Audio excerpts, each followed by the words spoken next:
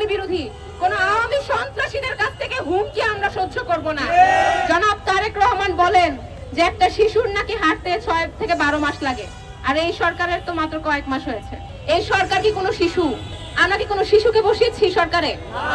আপনি যদি শিশু হয়ে থাকেন, আপনার তো কোনো যোগ্যতা নেই সরকারে বসার। আমরা তো কোনো শিশুকে দেখতে চাই না। শহীদদের বিচার নিশ্চিত করার জন্য, বাংলাদেশকে পুনর্গঠিত করার জন্য তো কোনো শিশু প্রয়োজন নাই।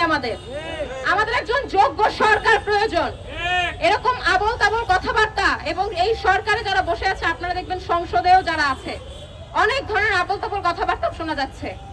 আমার তো মনে হয় এরা হাসিনার উত্তরসূরি, এজন্য এই হাসিনার মতোই কথাবার্তা বলছে। আমরা এরকম অন্যায় সঙ্গত কোনো আচরণ দেখতে চাই না।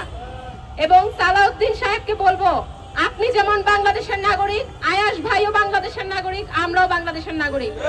আপনি যেমন ফ্যাসিস্ট বিরোধী, আওয়ামী বিরোধী, আমাদের পরিচয় আমরা আওয়ামী বিরোধী। কোন আওয়ামী সন্ত্রাসীদের কাছ থেকে হুমকি আমরা সহ্য করব না। এই আওয়ামী সন্ত্রাসীদের বিরুদ্ধে অবশ্যই অবিলম্বে বিচার কার্যক্রম এবং আইনানুগ প্রক্রিয়া বাস্তবায়ন করতে হবে। একটা সমাবেশ অনুমতি ছাড়া নাকি সমাবেশ হবে না, এর দায় নাকি হবিগঞ্জে মাহাদি হাসানকে গ্রেফতার করা হয়। তাহলে অনুমতি তো দূরে থাক, যারা নিষিদ্ধ তারা এসে রাজপথে এসে তারা মিছিল করে, তারা এসে হুমকি ধমকি দেয়, তখন এই প্রশাসন কোথায় থাকে? তখন এই সংবিধান কোথায় থাকে? তখন সালাউদ্দিন সাহেবরা কোথায় থাকে? আমরা এরকম হুমকি ধমকি অবশ্যই দেখতে চাই না। না হলে বলবো, আজকে যে হাত পা এবং মাথা বিচ্ছিন্নের কথা আয়াস ভাইয়াকে ঘিরে হচ্ছে, আগামীকাল সেই হাত পা এবং মাথা বিচ্ছিন্নের কথা সালাউদ্দিন সাহেবকে নিয়েও হতে পারে।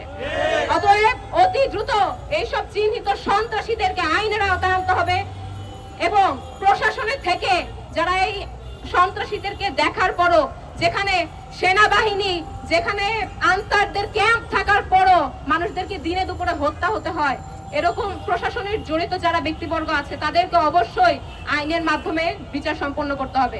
এবং এরকম সন্ত্রাস এবং দুর্নীতিবাদদের পক্ষে হয়ে যারা কোর্টে দাঁড়ায়, সে সকল চিহ্নিত আওয়ামী সন্ত্রাস আইনজীবীদের উপরও ব্যবস্থা নিতে হবে।